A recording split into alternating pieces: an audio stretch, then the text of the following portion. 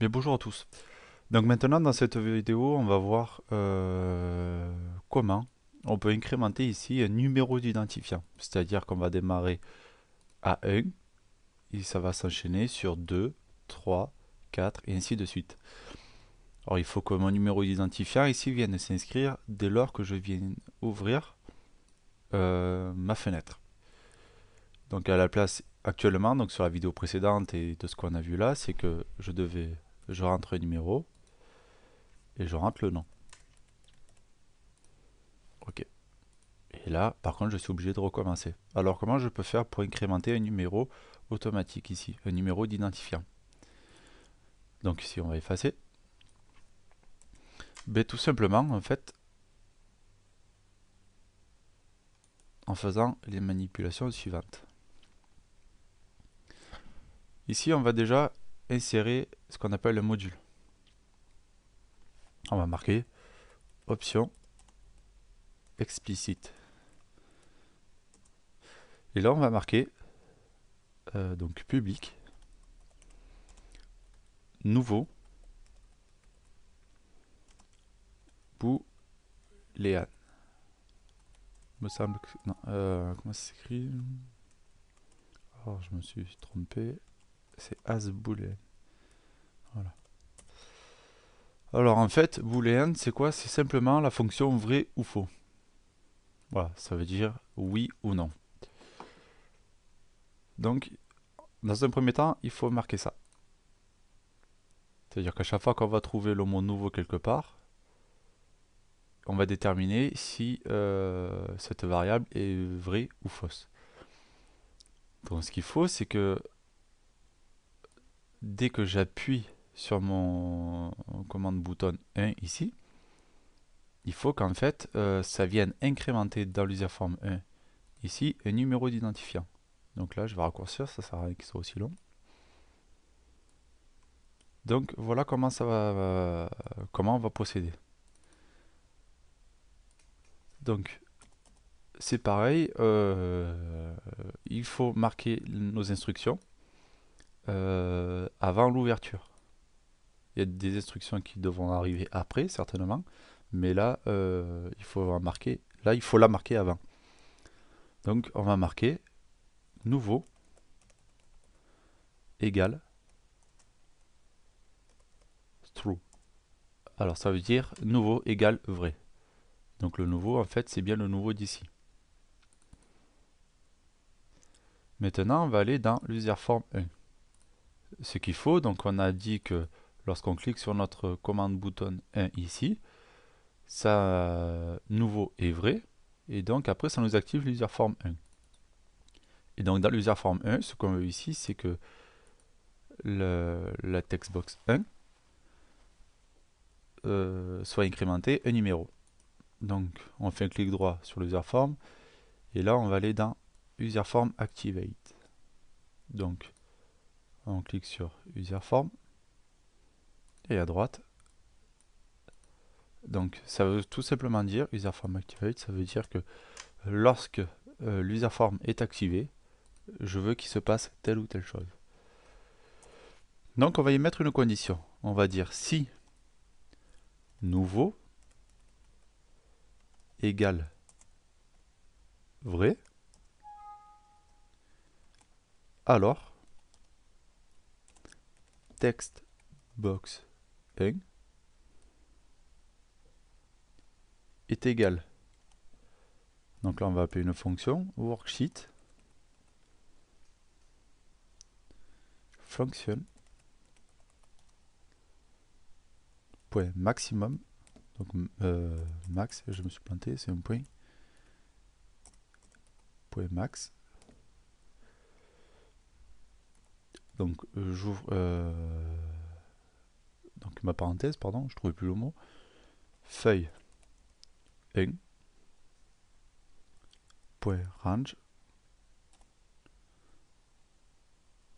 J'ouvre une parenthèse de plus. Donc je veux que mon incrémentation numérique se fasse sur la colonne A. Donc A2 jusqu'à on va marquer à 1000. Et je ferme par deux parenthèses, puisque j'en ai ouvert une ici, et j'en ai ouvert une là. Donc je ferme. Et donc à tout ça, je rajoute plus 1. Et que se passe-t-il? Ah oui, il faut que entre les deux, il faut que ce soit entre guillemets. Voilà. Et là je valide. Ok, on est bon. Donc je résume. Si nouveau égale vrai, alors textbox 1 est égal à la fonction. Donc à la fonction en fait qui incrémente numériquement un chiffre. D'accord, ça se détaille pas comme ça, mais voilà. Donc en fait on rajoute plus 1. Donc si on teste, donc on retourne là. Là je me retrouve avec 1. Je vais marquer AZERTY. Et je valide. Ici, je suis toujours avec 1. Alors pour pallier à ce problème, il faut venir tout simplement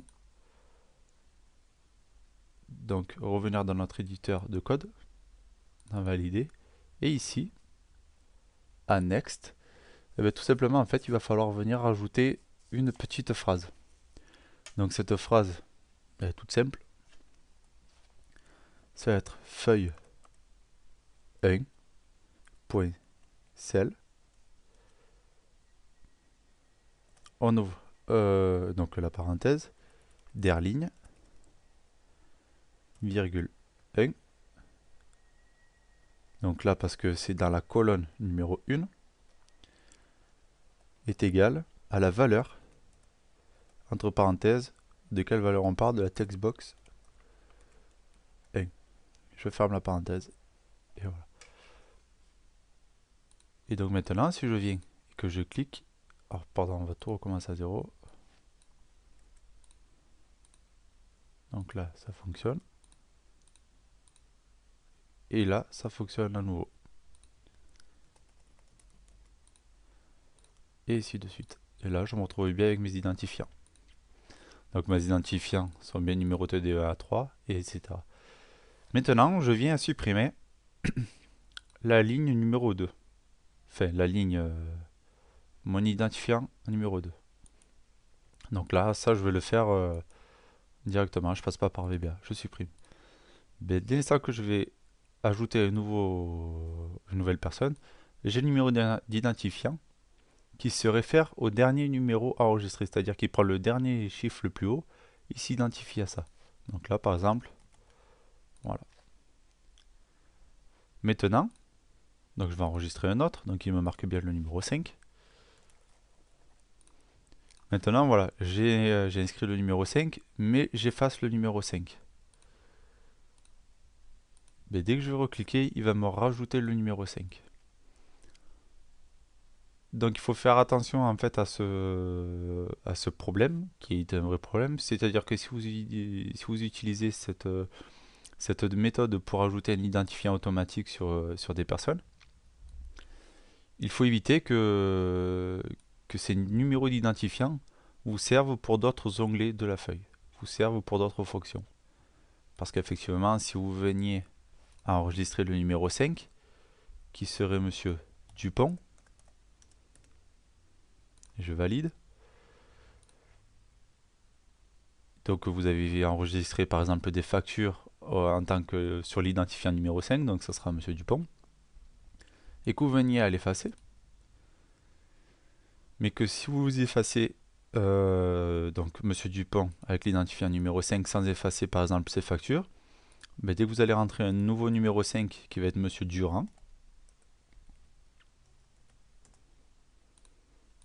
et bien Monsieur Durand qui a l'identifiant numéro 5, donc l'ancien identifiant de Monsieur Dupont va se retrouver avec ses factures à lui. Donc il faut faire très attention à ça.